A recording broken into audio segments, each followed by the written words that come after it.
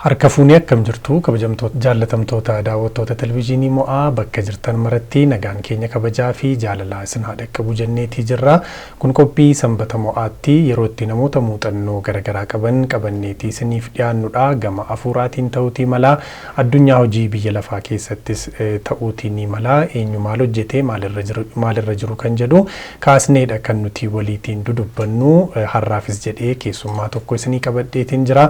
Keessummaan kun eenyudha ishee waliitiin wal bartanii turtii bareedaa akka waliin qabaannu shakkii tokkollee hin qabnu. Isin mana keessan teessanii filannoo keessan TV mo'aa godhachuudhaan muuxannoo keessummoota keenyaarraa immoo qooddachaa haga xumura qophii keenyaatti nu waliin turtii bareedaa qabaadhaan affeerraa keenya kabajaatii walitti deebina.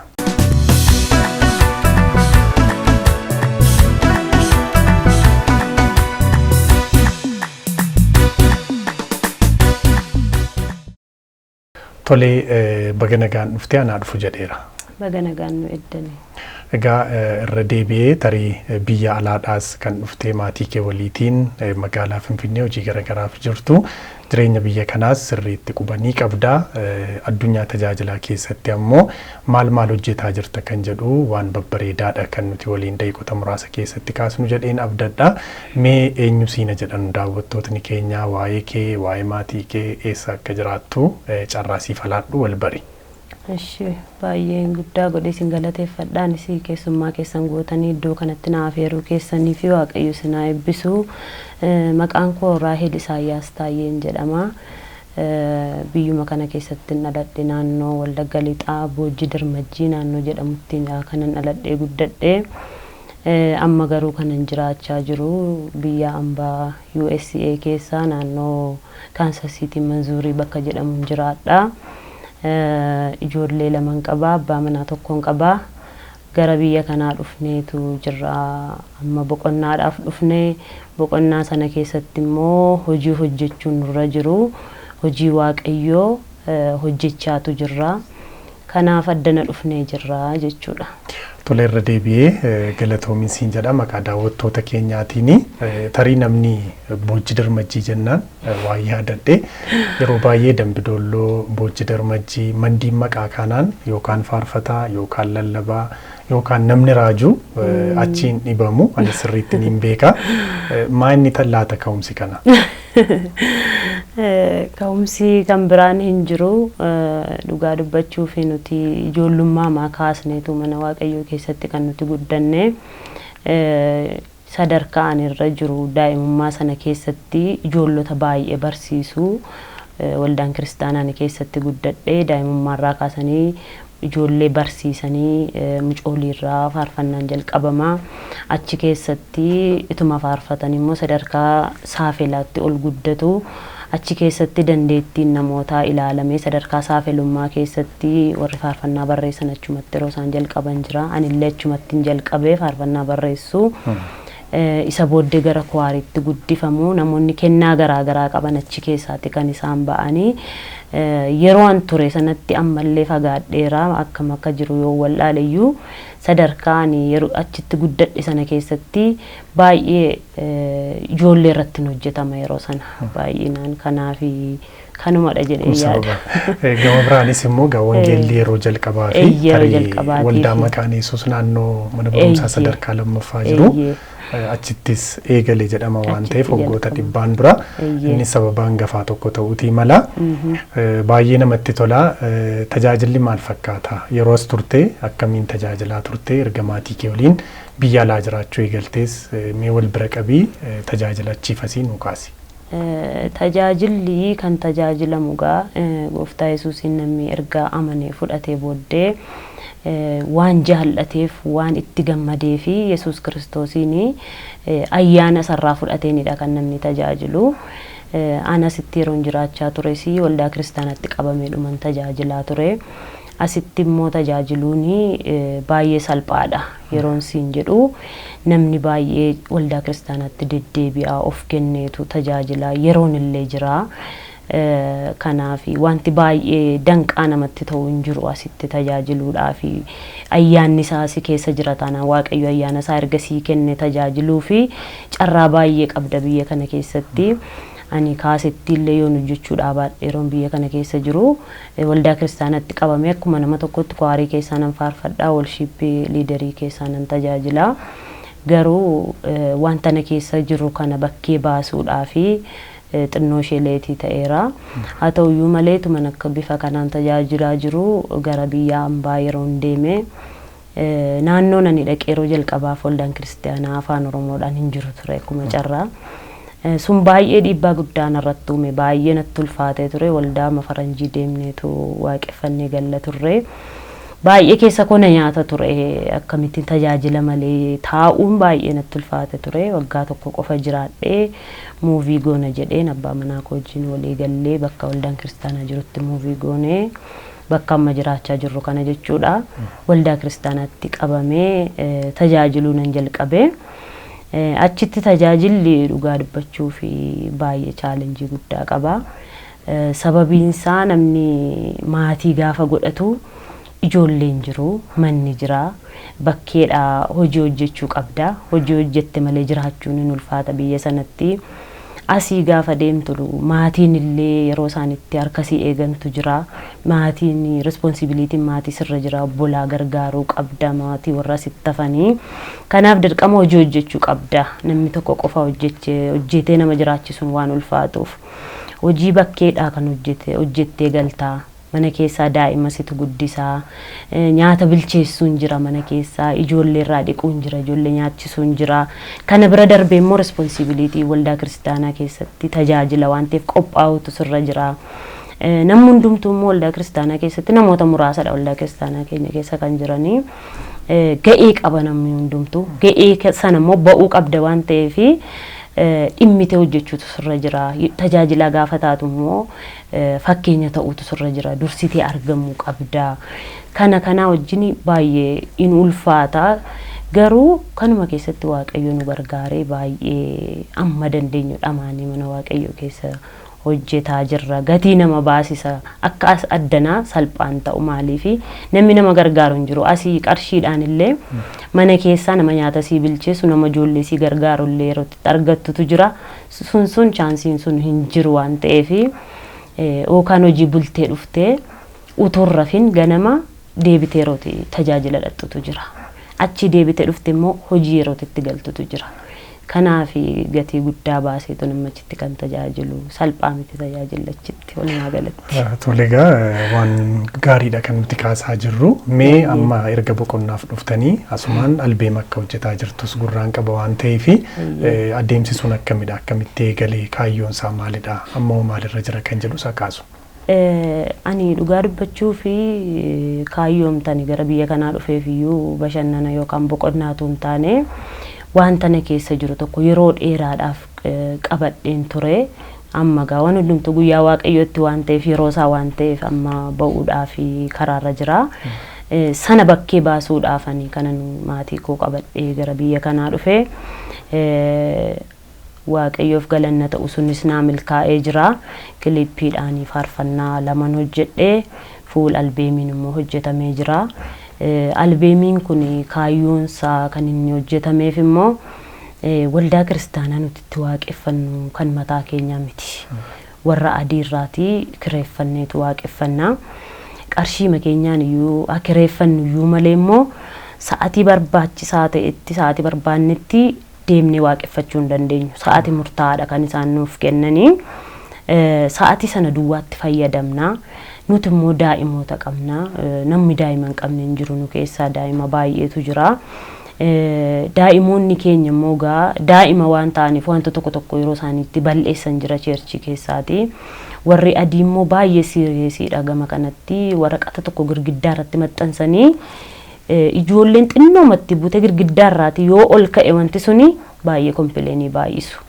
kanaafi inni dhiphanne baay'ee nu dhiphisanii lammatallee ijoollee barsiisuudhaaf shaakaluudhaaf yeroo dabalataa addaa qabaannee cheerchii keenya keessatti dhanne tajaajiluu fi dhanne qophaa'uuf shaakala garaagaraa gochuu fi hin dandeenyu yeroo muraasa duwwaadha kan nuuf eeyyamamu waan ta'eef kuni akka nuti hiikamne hojii waaqayyoon hojjenne baay'ee danqaa nurratti uume ijoollee keenya irratti akka nuti hojjenne kaayyoon keenya immoo inni guddaan ol adeemtota ijoollee xixinnoo irratti hojjechuudha waan ta'eef isaan kunillee yeroo bal'aa waldaa kiristaanaa keessatti qabaatan akka isaan baratanii akka isaan taphatanii akka isaan wantoota garaagaraa piraaktis godhanii fi yeroon bal'aa waan hin jirree fi baay'ee danqamna waan ta'eef waldaa kiristaanaa bitachuu qabna kan jedhu maree ni geggeeffanne namni hundumtuu isa kanarratti walii galee waan qaban ofitti hir'isanii mana isaaniitti hir'isanii namoonni baay'een qarshii guddaa buusanii anis immoo wanta waaqayyoon keessa kaa'e kana anaafis eebba saba kanaafis eebba wanta achirraa argamu kun immoo galiinii albeemni kun yoo gurgurame immoo deeggarsa waldaa kiristaanaa kanaaf akka ta'u sun yoo gurgurame itti dabalamee waldaa mataa keenya iddoo waaqeffannaa mataa keenya bitannee ijoollee keenya bor bakkatti barsiifannu ofii keenyaallee sa'aatii barbaannedhaan shaakaluudhaa fi waaqeffachuudhaa fi konfiraansii garaagaraa sagantaa garaagaraa yommuu qopheeffannu kan keenya waan ta'eef sa'aatii barbaannetti deemnee waaqeffachuudhaaf waldaa kiristaanaa mataa keenya bitachuu fi sanarra akka ooluu fi kaayyoon albeemii kun kan hojjetame kaayyoon isaa kanadha jechuu barbaadeen. Namatti tola dhugaa dubbachuu fi egaa uummatni keenya tarii amma karaa YouTube karaa Mo'aa TVs steetis hin jirtan kan jiran biyyoota garaagaraa kan jiran immoo ni argu ni dhaga'u waan ta'eef waan guddaan ta'uu danda'a. Namoonni akkasiis immoo nu barbaachisu sin akka maatiitti yaada bilchaataa amma kana ga'u qabaattanii waan keessa kee jiru baastee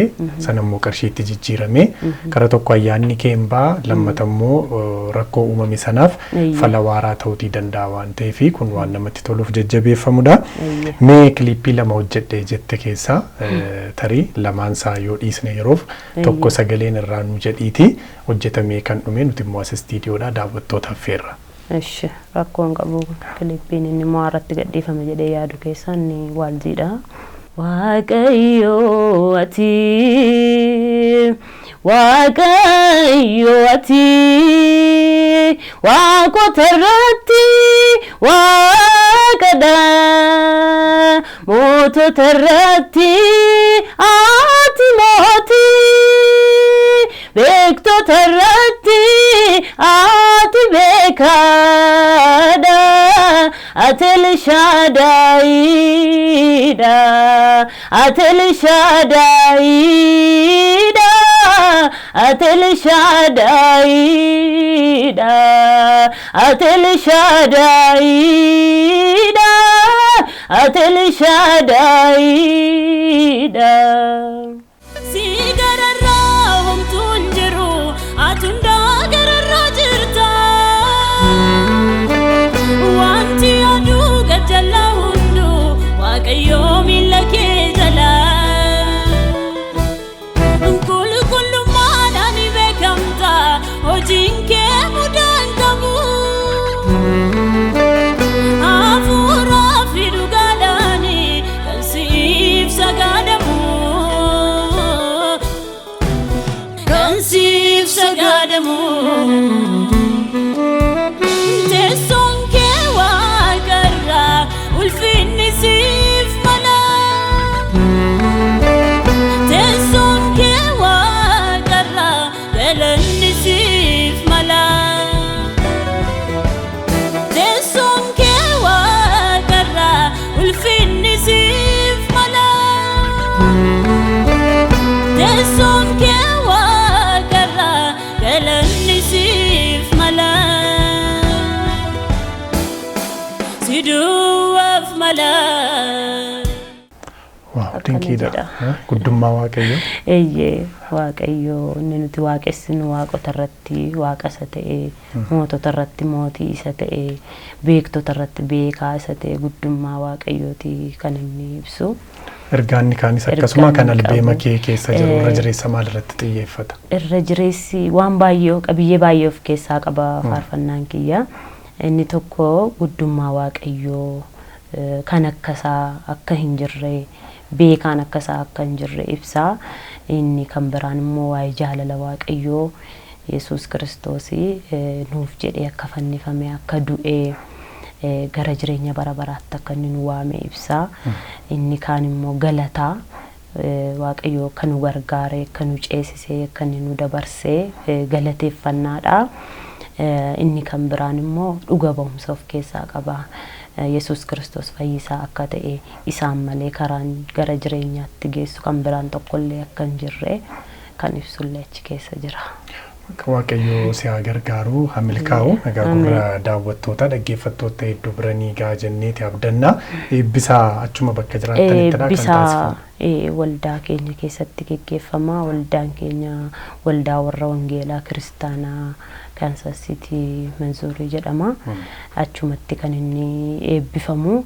Kanaafiyyuu namoonni naannoo sana jirtanii guyyaa eebba albeema sanarratti argamtanii eebba sana keessaa akka hirmaattanii fi deeggarsa waldaa kiristaanaa keenyaaf illee akkasiin gootanii kabajaan isin affeerreerra jechuun barbaada. Mo'aanis isin affeeraa argamaa inna nutisi ulfaadhu meetarii ebeluun osoo galateeffadhee hojii bu'aa bahii qabudha. Ganama waa'ee faarfannaa beekuu jalaan dhokatu faarsaa tokko jechuun huncima albeema guutuu kilippii 2 miti. Bu'aa bahii sana hunduma dabarsitu kana biratti maatiin si bira jiru namni galateeffattu yoo jiraate ulfaadhaa kan ittiin jettu. Ani dhugaa dubbachuu fi faarfannaa yeroo namoonni hojjetanii nuuf dhiyeessanii salphaa fakkaata. Ani reefuu yeroo jalqaba kooti faarfannaa hojjechuun baay'ee gatii guddaa baasanii obboloonni keenya faarfannaa hojjetanii nu biraan ga'anii walumaa galatti faarfattoota keenya akkasitti gatii baasanii dhugaadha faarfannaa dinqii hojjetanii nu biraan ga'a turanii baay'een isaan kabaja baay'een isaan galateeffadha. Hojii gurguddaadha isaan hojjetan dadhabbii guddaa keessa darbameetu faarfannaan kan hojjetamu. Ani kanan galateeffachuu barbaadu abbaa warraa kooti jalqaba irratti hojii kanaa fi yeroo hundumaa na cina dhaabbatee akkanii gara fuula albeemii kana hojjechuutti dhufullee baay'ee yeroo dheeraadhaaf puushna gochaa ture. Anumatu dadhabbii mataa kootiin biizii mataa orraayyoo na ga'e malee akka inni baay'ee na jajjabeessutti sila tureerayyuuti albeemiin kun kan hojjetamu. Kanaaf baay'ee guddaa godhan isa galateeffadha. Kan biraan waldaa kiristaanaa ani keessaa waaqeffadhu ammaa keessaati obboloonni kennaa kana na keessatti arganii kennaa kana immoo guddisi jedhanii yeroo baay'ee na jajjabeessu gara albeemii hojjechuutti akkan dhufu baay'ee puushna gochaa turanii. Paasterii keenya paasterii waldaa keenya Yenaalem Dhaabaa kan jedhamu amma nu bira jiru. Isaaniin illee baay'ee guddaa godheen galateeffadha. Innis illee waldaa kiristaanaa keessa jiru kana keessatti baay'ee kadhannaadhaanii hojiin kun akka milkaa'uuf illee baay'ee nu jajjabeessaa nama turanidha.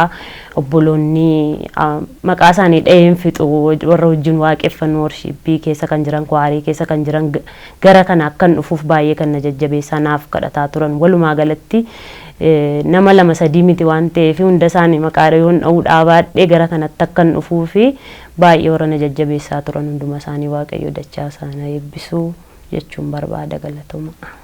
Tole atis eebbifamii egaa turtii gabaabduudha kan nuti waliin taasisne garuu qabxii ijoo fi waan gurguddaa ka'uu malu kaasne irra jedheetiin yaada. Akka ergaatti immoo kanatu hafe osoo kun ka'e kan jettu gama tajaajiltootaan ta'uu danda'a faarfattoota lallabdoota saba waaqayyoos ta'uutiin mala. Kun immoo akka dhaamsaatti osoo naaf darbee karaa TV kanaa wanti jettus yoo jiraate akaasnu dhumarratti. Ani dhaamsa addaallee hin qabu. Namoonni gatii gurguddaa baasanii yommuu isaanii kaasettii hojjetanii faarfannaa hojjetan obboloonni keenya harkatti simannee harkaa fudhannee gatii guddaadha. Qarshiin illee salphaadhaan miti dhugaa dubbachuu fi faarfannaan kan hojjetamu. Kanaaf gaafa sana akkasittiin dadhabanii nuuf dhiyeessanii simannee jaallannee yoorraa fudhannee isaaniif jajjabina guddaadha. Gara fuulduraatti illee hamileedhaan akka isaan hojii gaggaarii hojjetanii achi as baasan gargaara waan ta'eef akkasiin tumsitanii namoota faarfannaa hojjetan kan akkasiin jajjabeessitan irraa bitattanii jechuun barbaada. Yommuu faarfannaa hojjennu immoo bu'aa mataa keenya ofii keenya irraa argachuu duwwaaf immoo otoo hin taane inni guddaan fookasiin keenya wanta waaqayyo nu keessa kaa'e tokko dhaloota biraan ga'uu giddu galeessa yoo godhanne namoonni illee ergaa sana kan isaan barbaadanii ergaan keenya waa'ee qarshiituu hin taane wanta waaqayyo nu keessa kaa'ee saba biraan ga'uudha waan ta'eef gaafa akkasittiin bifa qulqullina qabuun nuuf dhiyeessan immoo isaanirraa nus immoo kabajnee yoorkaa fudhannee dhaamsa kooti waaqayyo isin eebbisu. Tole faarfattuu Raahel akkasuma maatii kee eebbifamii ulfaadhu milkiidhaan ABCD keessaa xumuramuu nagaadhaanis gara biyya dhuftaniitti deebi'aa jenna eebbifamii. Isinillee baay'ee galatoomaa waaqayyo isin eebbisu jechuun barbaada. Egaan kabajamtoota daawwattoota TV mo'aa turtii gabaabduu garuu ammoo waan ija qabdu jenneeti yaannu turtii faarfattuu Raahel waliitiin taasisne kana gayoonaadha kan inni ture qophiileen sanbata mo'aa keessatti qabiyyeewwan ta'uudhaan duraa duubaan isin bira dhaqqaban kan itti dhufanidha kan ta'u nagaan.